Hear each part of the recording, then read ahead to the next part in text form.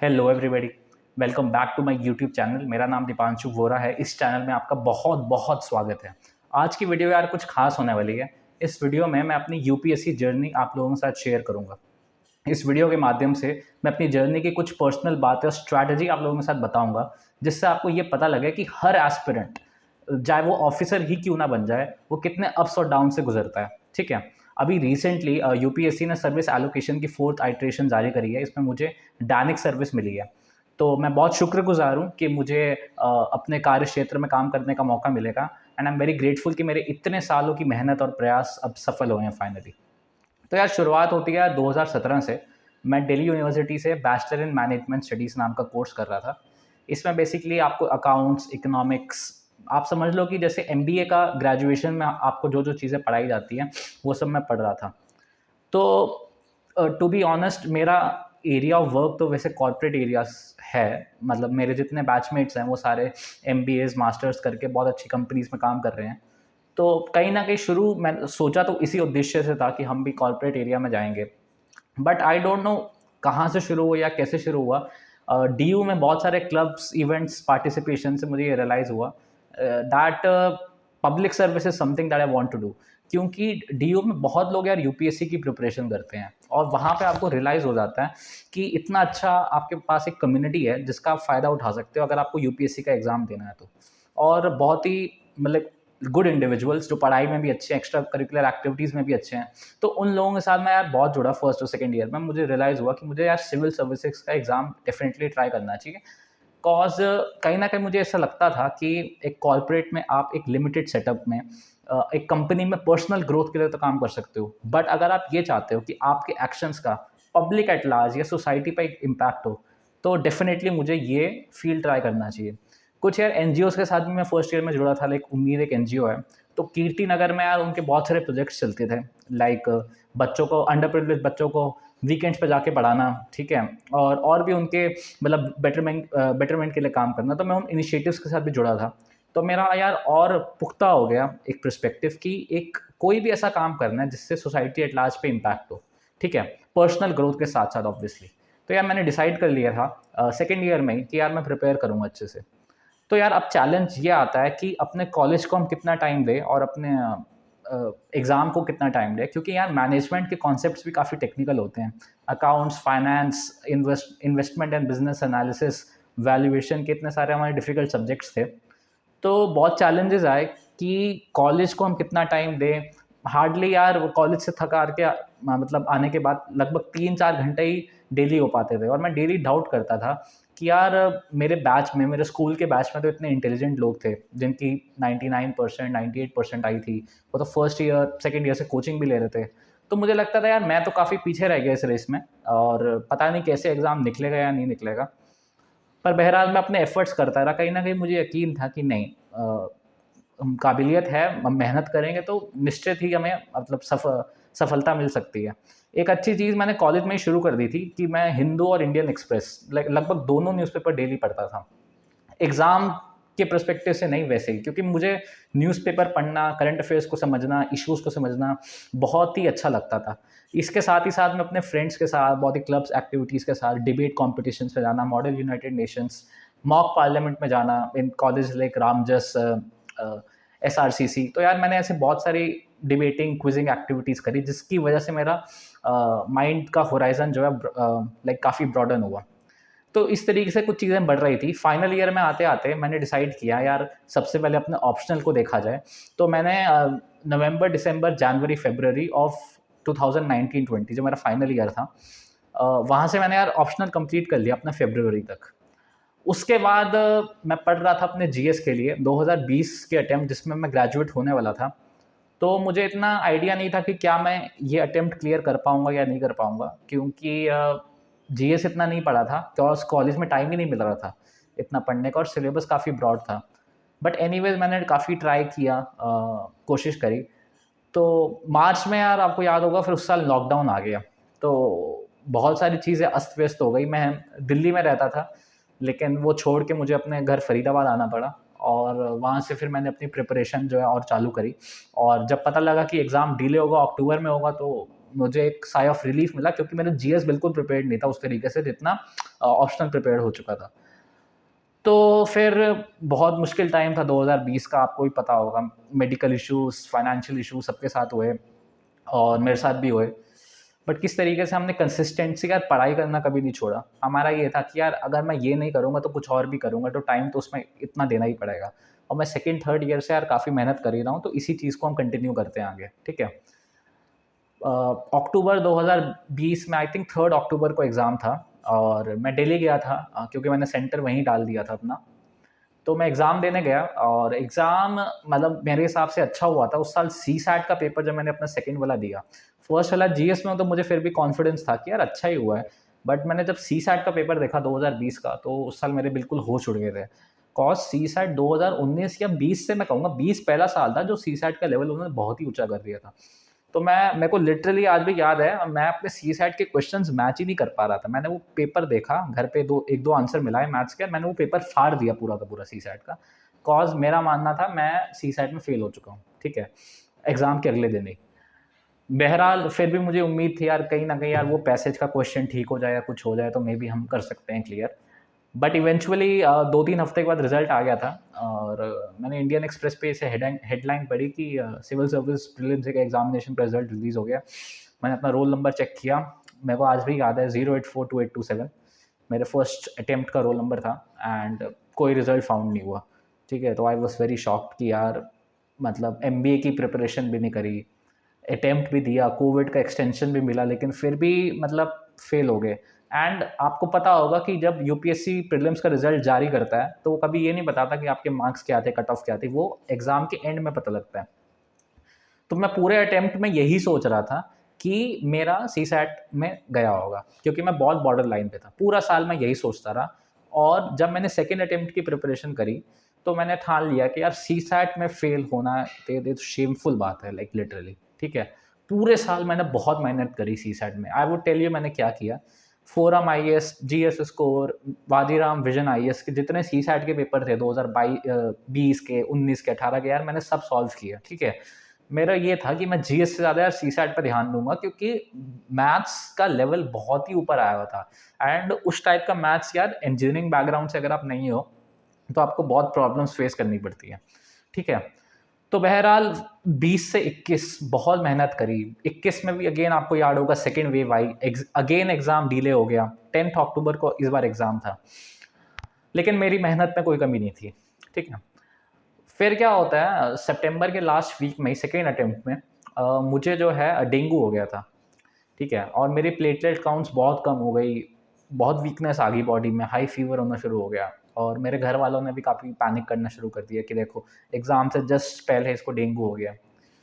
तो बहरहाल ये कुछ चलता रहा, बट मेरा ये था कि मैंने पूरे साल यार मेहनत करी है, अगर आखिरी के 2 हफ्तों में भी डेंगू हो जाए या मैं नहीं पढ़ पाऊँ ना तो कोई बात नहीं, मैंने काफ़ी मेहनत करी है, 2 हफ्ते चिल मारते हैं और अपने रिकवरी पे फोकस करते हैं। बहुत सारे उसमें भी प्रॉब्लम्स आए, क्योंकि डेंगू की जो मेडिसिन्स होती हैं उसमें आपको साइड इफ़ेक्ट्स होते हैं। तो मेरी बॉडी में, मुझे याद है लिटरली एग्ज़ाम से 1 वीक पहले तक बहुत ही इचिंग हो रही थी, बहुत ही मैसिव लेवल की। तो उसकी भी मेडिसिन्स खाई, काम रखा, रिविज़न भी काफ़ी करना था, सीसैट का भी एक डर था बैक ऑफ द माइंड। उसी दौरान 2020 का रिज़ल्ट आ गया था सितंबर में ही, ठीक है, 20 के एग्ज़ाम का। तो फिर पिछले साल की प्रीलिम्स की कट ऑफ आई तो मैंने देखा कि मेरा सिर्फ जीएस जो है वो 1 नंबर से नहीं हुआ। ऑन द कॉन्ट्ररी मेरे सीसैट में 70 मार्क्स थे, जो इतने अच्छे तो नहीं थे, लेकिन मैंने सीसैट क्लियर कर लिया था। लेकिन मैं इतने डर में था कि मैं सीसैट में फेल हुआ, मैंने सीसैट में इतनी मेहनत करी जिसकी कोई हद नहीं है। जीएस में 1 नंबर से फेल होना वो भी इसलिए हुआ बिकॉज़ कोचिंग्स की जो आंसर कीज़ थी उसमें 3-4 ऑप्शंस जो थे बिल्कुल गलत थे, जो एक्सपेक्ट भी नहीं कर सकता था कोई, ठीक है। मैंने एक और चीज़ रियलाइज़ करी, मैं प्रीलिम्स से फर्स्ट अटेम्प्ट में क्यों फेल हुआ, क्योंकि मैंने सब सोर्सेज़ पढ़े थे, रिविज़न करी थी, सब कुछ किया था, लेकिन ये टेस्ट पेपर इतने प्रैक्टिस नहीं करे थे।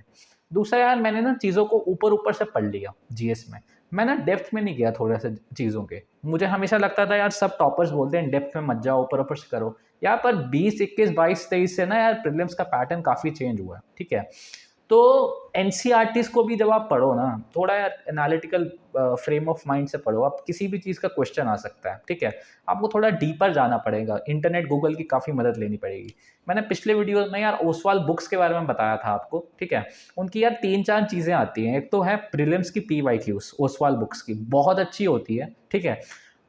अगर आपको प्रीवियस ईयर क्वेश्चंस आपने अच्छे से प्रैक्टिस नहीं करे ना, ट्रस्ट मी आपका एग्जाम निकलने में काफ़ी इश्यूज आएंगे। आपको पीवाईक्यूज तो अच्छे से करने ही करने हैं, और उसमें भी गलत ऑप्शन और सही ऑप्शन को ध्यान में रख के करना है, ठीक है? तो जैसे ये उनकी कुछ किताब थी, बहुत ही हेल्पफुल किताब लगी मुझे ये, तो ये आप परचेज कर सकते हो, लिंक डिस्क्रिप्शन में है, ठीक है? सिमिलरली यार इनकी एक एनसीईआरटी की भी आती है। अब हम जनरली एनसीईआरटीज कैसे पढ़ते हैं कि यार हिस्ट्री ले लिया तो फैक्ट्स फैक्ट्स फैक्ट्स पढ़ी जा रहे हैं, लेकिन इंटर लिंकेजेस फाइंड नहीं कर रहे, ठीक है? Socio economic circumstances of kingdoms या पॉलिटी में यार आर्टिकल्स लर्न करने में फोकस है, लेकिन एक्चुअली में philosophy behind a constitutional body, कोई भी बॉडी क्या फंक्शन प्ले कर रही है, अगर आपको वो समझ में आ जाए, आपको चीज़ों को रटने की जरूरत नहीं पड़ेगी, ठीक है? तो यार इस तरीके से आपको अपने सब्जेक्ट्स पढ़ने हैं, सब्जेक्ट्स पढ़ो। और एनसीईआरटीज़ का जहाँ तक है, लोगों को लगता है कि यार एनसीईआरटीज़ में कंपाइलेशन हमें नहीं मिलती अच्छे से, तो यार इनकी एनसीईआरटी की भी कंपाइलेशन आती है ओसवाल वालों की, ठीक है? इन्होंने बहुत ही ब्रिलियंटली क्या किया हुआ है, जैसे हिस्ट्री की है 6 to 12, तो यार इन्होंने ना जो इंपॉर्टेंट चीज़ें हैं ना एनसीईआरटीज़ में हमारे एग्जाम के लिए, उसका कंपाइलेशन ड्रॉ कर रखा है, और उसी के क्वेश्चंस उसके बैक में दे रखे हैं एनालिटिकल और कंसेप्चुअल तरीके से, ताकि आपको सब्जेक्ट में कोई दिक्कत ना आए। सिमिलरली यार इनकी मेंस की भी एक किताब है प्रीवियस ईयर क्वेश्चंस की, ये आपको मेंस में पीवाईक्यूज को अंडरस्टैंड करने में, एक मॉडल आंसर क्रिएट करने में काफ़ी हेल्प करती है।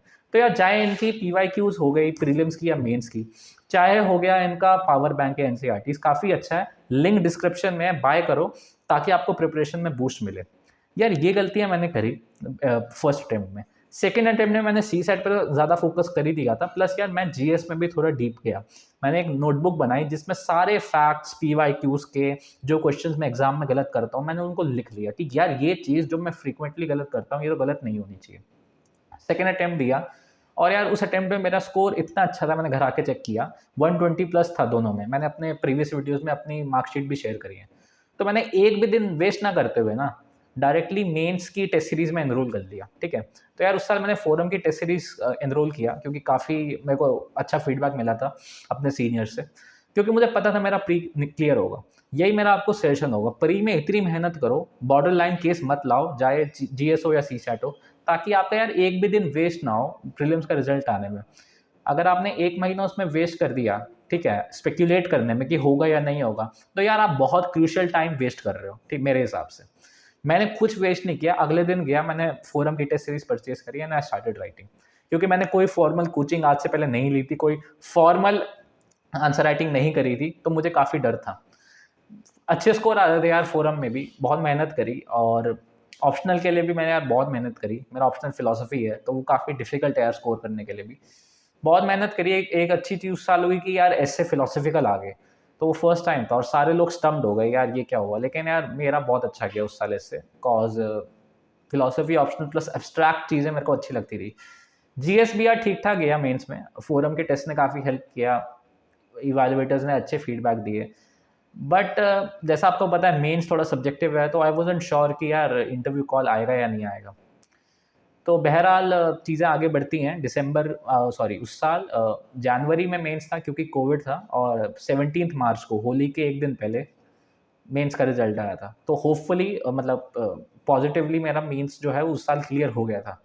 तो बहुत अच्छा टाइम था, मतलब मेरा मेंस क्लियर हो गया सेकेंड अटेम्प्ट में, जिस साल मैंने फर्स्ट ही मेंस लिखा। तो काफ़ी खुशी का माहौल था घर पे भी, और मैंने इंटरव्यू की प्रिपरेशन चालू करी।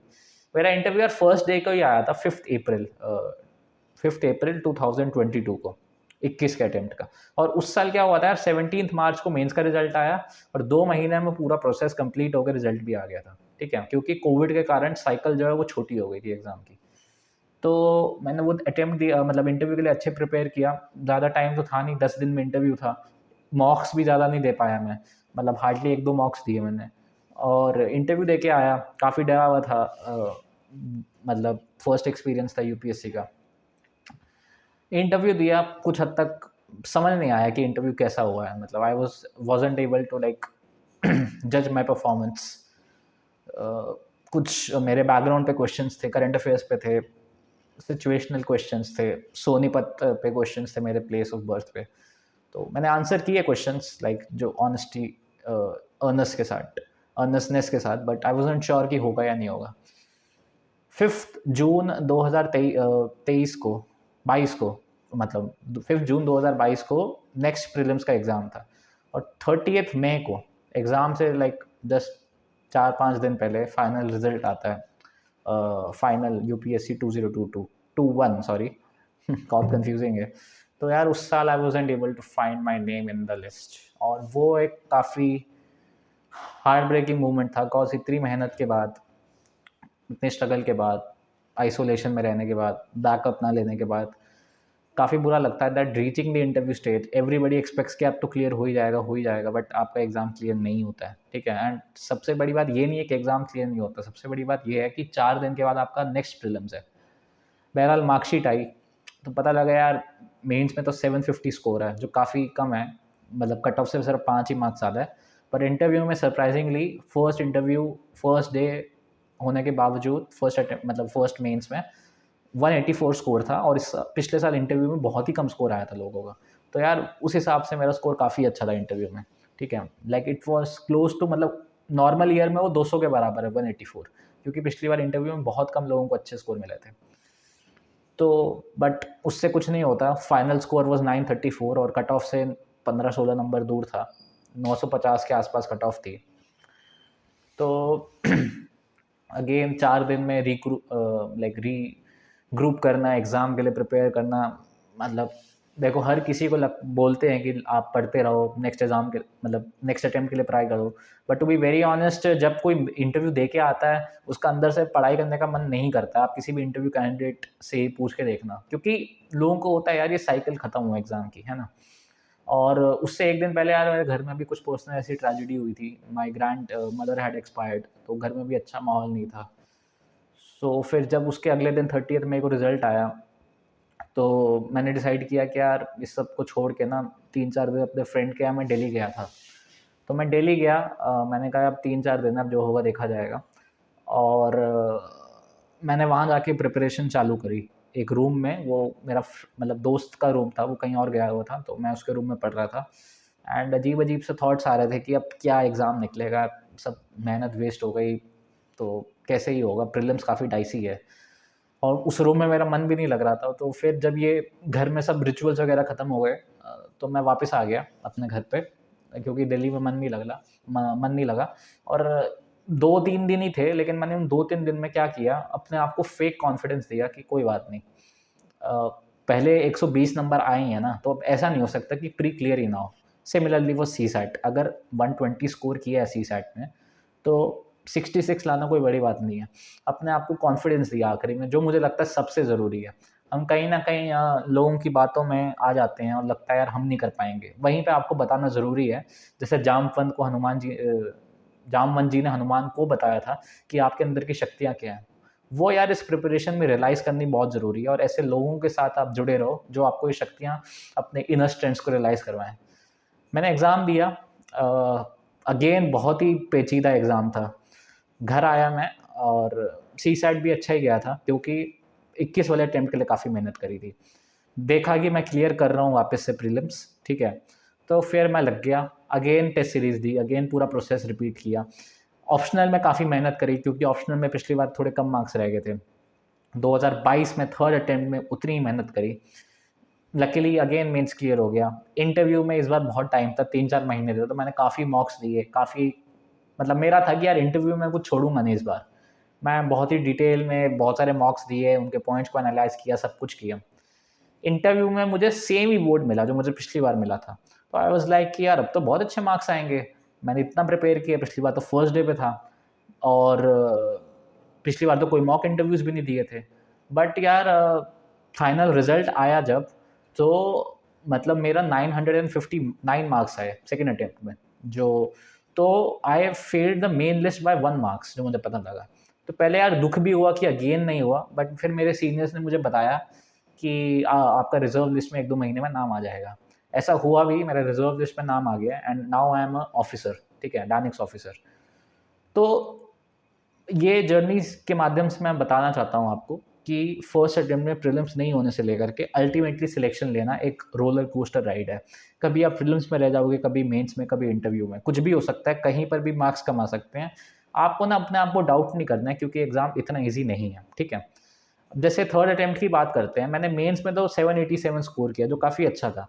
बट सरप्राइजिंगली इस बार इंटरव्यू में सबको 200 मार्क्स आए। मेरा सेम बोर्ड होते हुए पिछले साल 184 से इस साल स्कोर हो गया 172, ठीक है? तो ये एक थोड़ा-सा अनप्रेडिक्टेबल है एग्ज़ाम, ठीक है? मतलब इसमें पता नहीं लगता कि एग्ज़ैक्टली क्या गलती है। मेरे एसए में 135 आ गए जो इस बार बहुत अच्छे हैं, ठीक है? ऑप्शनल पेपर 1 में भी 145 आए, ठीक है? एथिक्स में भी 108 आए, तो काफ़ी अच्छे मार्क्स भी रहे।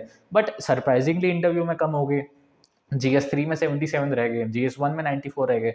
तो ऐसा नहीं है इस एग्ज़ाम में कि जैसे कोई टॉप कर रहा है बंदा, या जो जो बंदा लेट्स से कम इंटरव्यू तो तक तो पहुँच ही रहा है। उनमें मैसिव ज़्यादा डिफरेंसेस नहीं है। इट्स जस्ट कि थोड़ा-सा लक बेस्ड ये एग्ज़ाम है, इस बात को हमें रियलाइज़ करना है। अगर आप ये रिस्क लेना चाहते हो इस एग्ज़ाम में आने का तो आप डेफ़िनेटली लो, but you will have to realize कि कभी-कभी आउटकम आपके फ़ेवर में नहीं आएगा।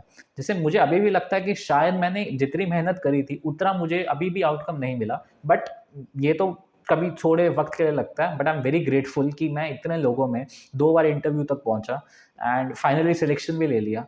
तो और like I was above average in studies. ऐसा भी नहीं है कि मैं स्कूल कॉलेज में कोई आईआईटीएन था या कुछ था, बहुत नॉर्मल था मैं पढ़ाई में। तो इट्स जस्ट कि कंसिस्टेंसी से अगर आप पढ़ाई करो, अपनी मिस्टेक्स पे एनालाइज़ करो तो होगा। लाइक थर्ड अटेम्प्ट में मेरे मेंस में अच्छे मार्क्स आए। यार मैंने डिसाइड किया था यार मैं थोड़ा स्पेसिफिक पढ़ूँगा। मैंने बहुत एक्सटेंसिव नोट्स बनाए, ठीक है? बहुत ही अच्छे नोट्स बनाए। प्रीवियस ईयर क्वेश्चन्स के भी मॉडल आंसर्स लिए, वहाँ से मेरे को बहुत सारे इंपॉर्टेंट पॉइंट्स मिले, ठीक है? एंड टेस्ट में भी यार आई मेड श्योर कि मेरे मार्क्स अच्छे आएँ, एंड मार्क्स अच्छे आने से ज़्यादा मैं उन सजेशंस पे काम करूँ जो मुझे टीचर्स दे रहे हैं, और मैं एक ओपन माइंड से लिखूँ, बिना डर के एक्सप्रेस करूँ चीज़ों को। तो उस चीज़ का मेरे को बेनिफिट भी मिला कहीं न कहीं, and I am very grateful कि ये जर्नी जो 3 साल की रही कॉलेज के बाद, अप्स एंड डाउन्स के बाद, अल्टीमेटली एक पॉजिटिव कंक्लूजन पे ख़त्म होती है। डायनेमिक सर्विस एक बहुत अच्छी सर्विस है अकॉर्डिंग टू मी। मैंने इसको अपने प्रेफ़रेंस में 4th नंबर पे डाला था आफ्टर आईएएस एंड आईआरएस, क्योंकि मेरा पुलिस में टेक्निकल रीज़न से नहीं हो सकता because of flat feet, and foreign services में मुझे इतना इंटरेस्ट नहीं था। And so I am very grateful कि मुझे अपने 4th प्रेफ़रेंस की सर्विस मिली है, एंड इस एग्ज़ाम में जितना डिफ़िकल्ट है उसमें मैं सक्सीड किया। सो कुछ लेसन्स में यार यही है कि कंसिस्टेंसी दिखानी है। आपको थोड़ा स्टोइकिज़्म अपनाना पड़ेगा, जो एक फ़िलॉसफ़ी है जो कहती है कि आपके आस-पास चीज़ें अच्छी हो या बुरी हो, you will have to maintain the same attitude towards life. ना ज़्यादा खुश होना, ना ज़्यादा दुखी होना है। क्योंकि जितना आप सिचुएशंस को जैसे परसीव करोगे, रियलिटी भी वही होती है, ठीक है? रियलिटी ऑब्जेक्टिव नहीं होती, हम जैसा सोचते हैं रियलिटी वैसी ही होती है। तो इस तरीके से आपको थोड़ा इमोशन से हट के डिटैच होके आउटकम से कंसिस्टेंटली मेहनत करके और बहुत ही डिटेल स्ट्रैटेजी से यार आपको पढ़ाई करनी पड़ेगी। यार किताबें सब पढ़ते हैं, लक्ष्मीकांत सब पढ़ते हैं, बुक्स सब पढ़ते हैं, एनसीईआरटी सब पढ़ते हैं। इट्स जस्ट कि यार वो अप्रोच, वो समझ, वो इन्फ्रेंस की ताकत, वो समझदारी आपको डेवलप करनी है। जिस एग्ज़ाम में यार अल्टीमेटली यार 1000 लोगों का सिलेक्शन हो रहा है, ठीक है? आपको उस एग्ज़ाम में अपनी गेम पे पूरा टॉप पे रहना पड़ेगा हमेशा, ठीक है? चाहे वो प्री हो या मेंस हो या इंटरव्यू हो। आप किसी भी स्टेज को लाइटली नहीं ले सकते हो, किसी भी पेपर को, किसी भी टॉपिक को लाइटली नहीं ले सकते हो, क्योंकि यूपीएससी या unpredictable service, public service commission, ठीक है?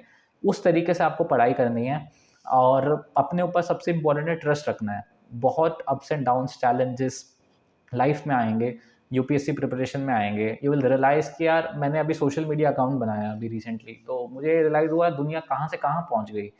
फ्रेंड्स, फैमिली, सबके चेहरे, सब कुछ बदल गया।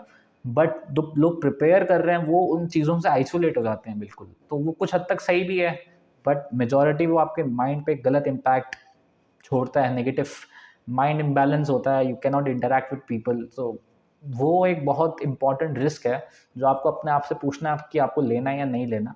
एंड अगर ले रहे हो तो बी रेडी कि जो भी लाइफ के कॉन्सिक्वेंसेज हो उसको फेस करने के लिए यार प्रिपेयर होना चाहिए, बिकॉज मुश्किल चीज़ यार इतनी आसानी से नहीं मिलती। ये मेरा आपको ब्लंट सजेशन रहेगा। लोग बोलते हैं कि नहीं नहीं लोगों से कटो मत, ये मत करो, लेकिन मैंने जो देखा है कि majority of the people who clear this exam are actually nerds, बहुत ही पढ़ाकू लोग हैं, ठीक है? उनको पढ़ाई के अलावा कुछ नहीं आता। तो जब आप ऐसे लोगों से compete करोगे, so it's very like important to like understand reality. ये इतना आसान नहीं होने वाला जैसा आप सोच रहे हो। तो उस तरीके से एक रूथलेस एटीट्यूड, रूथलेस एग्रेशन के साथ आपको पढ़ाई करनी है। एंड बस यही मेरा आपको कुछ सजेशन रहेंगे। अपने फ्रेंड्स और फैमिली के इमोशनल सपोर्ट बहुत ज़रूरी है, उनसे टच में रहो, उनसे बना के रखो, पढ़ाई करते रहो। रिजल्ट से ज़्यादा इम्पैक्ट मत लो, जो भी अटेम्प्ट आए नेक्स्ट के लिए प्रिपेयर कर लो या फिर अपना बैकअप का सोच लो और साथ साथ प्रिपेयर करते रहो। ये कॉल आपको लेना है, बट डोंट गेट इफेक्टेड कि अदर्स क्या बोल रहे हैं या लोग क्या बोल रहे हैं। ये मेरा सजेशन रहेगा। Consistency, trust on your abilities, confidence, patience and perseverance, and एक एडमिनिस्ट्रेटिव स्किल्स अपने अंदर से अभी से शुरू करो डेवलप करनी, कि आपको चीज़ें थाली में परोस के नहीं दी जाएंगी, आपको खुद फिगर आउट करनी पड़ेंगी चीज़ें, ठीक है। जैसे लोग मुझसे भी स्ट्रैटेजी पूछते हैं, तो हर किसी की स्ट्रैटेजी डिफरेंट होती है। ये आपको देखना है कि आपको क्या फॉलो करना है, एंड एक दो लोगों से सजेशन लो, लेकिन फिर अपना मन जो है पक्का बना लो। ऑल द बेस्ट, पढ़ाई करते रहो, एग्जाम डेफिनेटली निकलेगा। नहीं भी निकला, इतना आपने पढ़ लिया, you will definitely imbibe those qualities जो एक अच्छे ह्यूमन बीइंग में होनी चाहिए। यही मेरा इस वीडियो के माध्यम से आपको सजेशन रहेगा। Thank you.